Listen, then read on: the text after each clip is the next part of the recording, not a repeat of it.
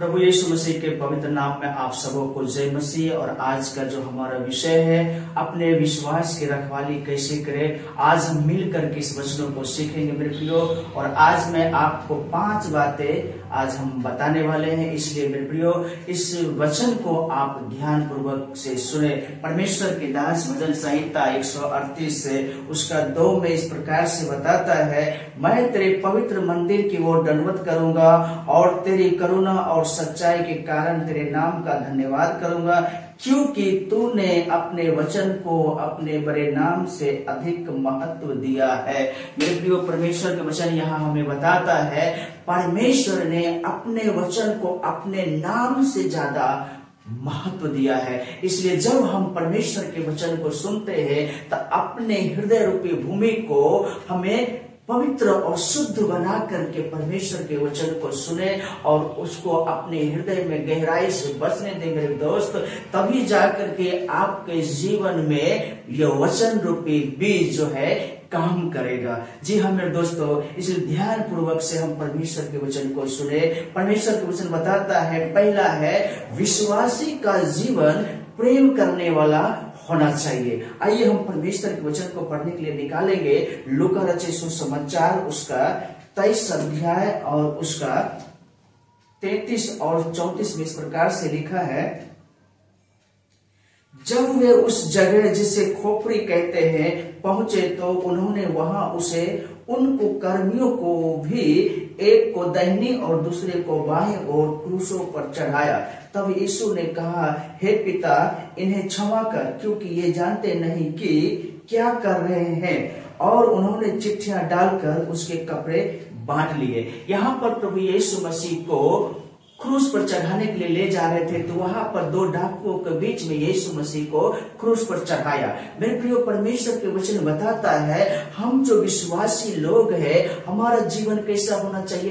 प्रेम करने वाला होना चाहिए, क्षमा देने वाला होना चाहिए। जी हाँ मेरे दोस्तों, क्योंकि हमारा गुरु कौन है? हमारा गुरु प्रभु यीशु मसीह है। और उसने इस संसार में जो 33 साल जीवन को जिया, यहाँ तक जब से जन्म लिया तब से लेकर के और उस क्रूस के जगह तक जहां पर प्रभु यीशु मसीह को क्रूस पर चढ़ाया, और लोगों ने कितने दुख और तकलीफ और पीड़ा यीशु मसीह को दिए। और जिस समय प्रभु यीशु मसीह क्रूस पर चढ़ा हुआ है, और उस समय भी मेरे दोस्त, मेरे भाई, मेरे बहनों, प्रभु यीशु मसीह अपने सताने वालों को, अपने क्रूस पर चढ़ाने वाले को, वहां के लोगों को किस प्रकार से कहते कि हे पिता, ये नहीं जानते कि क्या कर रहे हैं, इसलिए हे परमेश्वर, हे पिता, इन्हें क्षमा करना। मेरे दोस्तों, मेरे प्रियो, मेरे भाइयों, परमेश्वर हमें सिखाता हमारा जीवन कैसा होना चाहिए। जब हमारा गुरु का जीवन क्षमा देने वाला है, प्रेम करने वाला है, तो हमारा भी जीवन प्रेम करने वाला और क्षमा देने वाला होना चाहिए। जी हाँ मेरे दोस्तों, परमेश्वर का वचन हमें यही सिखाता है। और दूसरा है, विश्वासी का जीवन पहुनाई करने वाला होना चाहिए। आइए परमेश्वर के वचन को पढ़ने के लिए निकालेंगे। पहला पतरस उसका 4 अध्याय और उसका 9 और 10 में इस प्रकार से लिखा है, बिना कुरकुराए एक दूसरे का अतिथि सत्कार करो, जिसको जो वरदान मिला है वह उसे परमेश्वर के नाना प्रकार के अनुग्रह के भले भंडारियों के समान एक दूसरे को सेवा में लगाए। मेरे प्रियो, परमेश्वर के वचन बताता है, पहुनाई करना, अतिथि सत्कार करने वाला होना चाहिए। कैसे होना चाहिए? यहाँ पर परमेश्वर के वचन बताता, बिना कुरकुराए। आज लोग क्या करते हैं, किसी के घर में मेहमान आते हैं तो अब उनका मन जो है कुरकुराने लगता है। अब उनको मैं पानी देना पड़ेगा, उन्हें चाय बना के खिलाना पिलाना पड़ेगा, वो उनके साथ बैठना पड़ेगा, उनके साथ समय देना पड़ेगा। लोग जो है अंदर अंदर घुटन महसूस करने लगता है। मेरे प्रियो, आप जानते हैं, बहुतों ने लोगों को सेवा करते करते स्वर्गदूतों को भी सेवा किया है मेरे दोस्तों। इसलिए परमेश्वर के वचन में हमें विश्वासियों के क्या कहना चाहता है, हमारा जीवन कैसा होना चाहिए, पहुनाई करने वाला होना चाहिए, अतिथि सत्कार करने वाला हमारा जीवन होना चाहिए। हमें एक वरदान मिला है, बाइबल में कई वरदान है और हर एक विश्वासी को कम से कम एक वरदान तो मिला है मेरे दोस्तों, इसलिए उस वरदान को हमें इस्तेमाल करना चाहिए। आप किसी के घर में जाते हैं तो आप लोगों से कैसा अपेक्षा रखते हैं, आपको भी कोई गिलास पानी दे, आपको चाय पूछे, आपके साथ बैठे बातचीत करे। तब आपके घर में अगर कोई आता है, क्या आप उस प्रकार से नहीं कर सकते हैं? आप उसके साथ बैठ नहीं सकते हैं, चाय पानी पूछ नहीं सकते? परमेश्वर का वचन हमें बताता है हमारा जीवन अतिथि सत्कार पहुनाई करने वाला होना चाहिए, क्योंकि एक विश्वासी का जो जीवन होता है मेरे दोस्तों, ये इसी प्रकार से होता है। परमेश्वर चाहता है कि हम एक दूसरे को सेवा करें, क्योंकि ये भी एक सेवा है। जी हाँ, और तीसरी बात है विश्वासी को परमेश्वर के भय में चलने वाला होना चाहिए। लूका रचित सुसमाचार उसका 1 अध्याय और उसका 5 से 7 में इस प्रकार से परमेश्वर के वचन बताता है, यहूदिया के राजा हेरोदेस के समय अबिय्याह के दल में जकरिया नाम का एक याजक था और उसकी पत्नी हारून के वंश के थे जिसका नाम एलिशिबा था। वे दोनों परमेश्वर के सामने धर्मी थे और प्रभु की सारी आज्ञाओं और विधियों पर निर्दोष चलने वाले थे। उनके कोई भी संतान ना थी क्योंकि एलिशिबा बांझ थी, वे दोनों बूढ़े थे। मेरे प्रियो, परमेश्वर के वचन बताता है इनके पास बिना संतान के ये दोनों माँ बाप थे। जी हाँ मेरे दोस्तों, ये पति पत्नी परमेश्वर के साथ साथ चल रहे थे उस समय जब इनको कोई संतान नहीं था। जी हाँ, अगर आपके पास में भी हो सकता है किसी चीज की कमी है, मेरे प्रियो इस वचन को आप या स्मरण करें, याद रखें कि इनके पास हर माँ बाप को, हर पति पत्नी की एक इच्छा होता है कि मुझे एक संतान हो, चाहे बेटा हो बेटी हो, कोई भी मुझे एक संतान के रूप में प्रभु दे दे। लेकिन इनके पास बिल्कुल नहीं था और जिस समय कोई भी संतान नहीं थी, लोग इनको कितने ताना मार मार कर के इन्हें परेशान करते होंगे, सताते होंगे, दुख देते होंगे, लेकिन मेरे प्रियो ये परमेश्वर में बने रहे थे।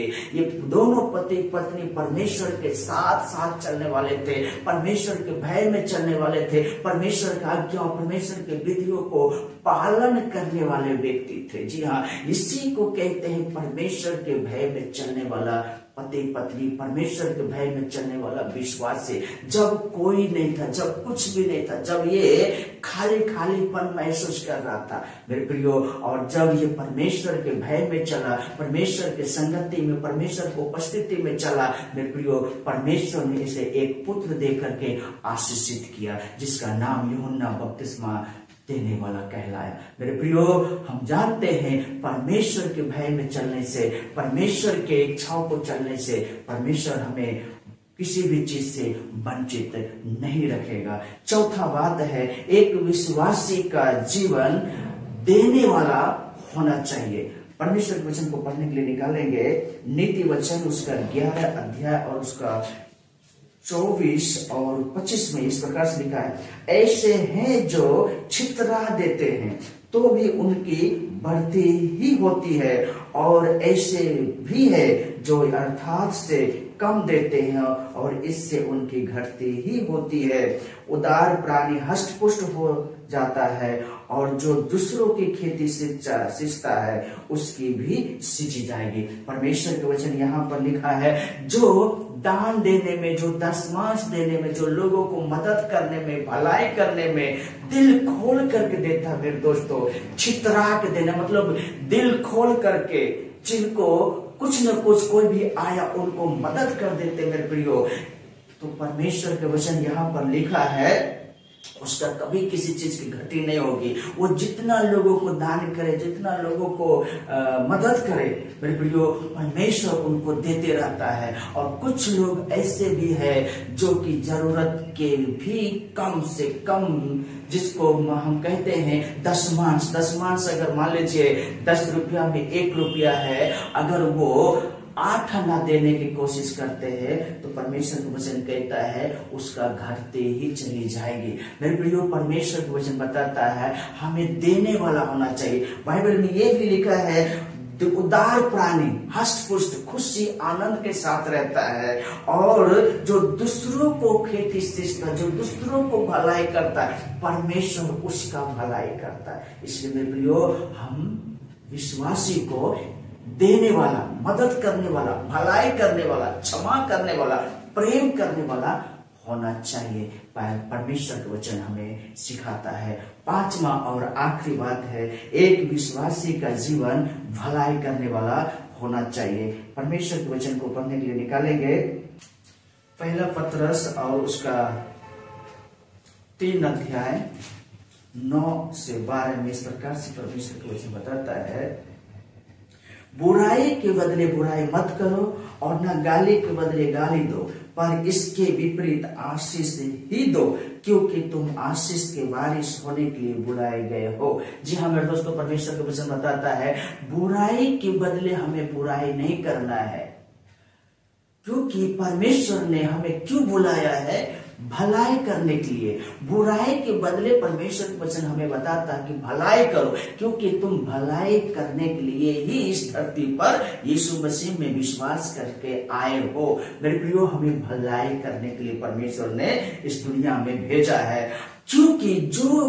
कोई जीवन की इच्छा रखता है और अच्छे दिन देखना चाहता है, वह अपने जीव को बुराई से और अपने होठों को छल की बातें करने से रोके रहे। मेरे प्रियो, कौन नहीं चाहता कि हम अच्छा दिन देखें, हमारे परिवार अच्छे से रहे, हम सब स्वस्थ रहे, हम सब बढ़िया से रहे? कौन नहीं चाहता? सब चाहता है। लेकिन परमेश्वर का वचन क्या कहता है? जो कोई अच्छा जीवन जीना चाहता है और अच्छा दिन, अच्छा कल आने के लिए सोचता है कि हमारे लिए कल का दिन अच्छा आए और हमारा परिवार अच्छा से रहे, हम बाल बच्चे सुरक्षित सुखी अच्छे से रहे, तो मेरे प्रियो, परमेश्वर के वचन हमें सिखाता है अपने जीव को बुराई से और अपने होठों को छल की बातें करने से रोक करके रखने के लिए परमेश्वर का वचन हमें बताता है। जी हाँ मेरे दोस्तों, वह बुराई का साथ छोड़े और भलाई ही को करे, वह मेल मिलाप को ढूंढे और उसके यत्न में लगे रहे। मेरे प्रियो, परमेश्वर का वचन बताता है आप अच्छा दिन देखना चाहता है, आपका परिवार अच्छे से रखना चाहते हैं, आपका बाल बच्चे अच्छे से रहना चाहते हैं, मेरे प्रियो, आपको काम करना होगा। और वो काम क्या है? बुराई को छोड़ना होगा और भले काम को पीछा करना होगा, क्योंकि उसी के साथ साथ आपके परिवार के लिए आशीष रखा हुआ है। क्योंकि प्रभु की आंखें धर्मियों पर लगी रहती है और उसके कान उनके विनती की ओर लगे रहते हैं। प्रभु बुराई करने वालों के बेमुख रहता है और भलाई करने वाले के लिए परमेश्वर प्रसन्न होता है। मेरे प्रियो, परमेश्वर वचन हमें बताता है हम अच्छा दिन देखना चाहते हैं, हम अपने होठों से अपने जीवों को छल के बातें से, बुराई करने से हम रोक कर रखे और हम क्या करें? भलाई करना चाहिए। जी हाँ मेरे दोस्तों, एक विश्वासी का जीवन कैसा होना चाहिए? प्रेम करने वाला होना चाहिए, वो बहुनाई करने वाला होना चाहिए, वो परमेश्वर के भय में चलने वाला होना चाहिए, वो देने वाला, मदद करने वाला होना चाहिए और भलाई करने वाला होना चाहिए। जी हाँ मेरे दोस्तों, हम आज जो सीखे हैं अपने विश्वास का रखवाली कैसे करें, तो हम इस प्रकार से जो 5 बातें हमने सीखा है, ये 5 बातें जब हमारे जीवन में है तो हम अपने विश्वास को रखवाली कर रहे हैं, हम अपने विश्वास को पकड़ के रखे हैं और हमारा विश्वास डगमगा नहीं रहा है, बल्कि परमेश्वर के रास्ते में हम चल रहे हैं। परमेश्वर हम सबको आशीष करे। आमीन।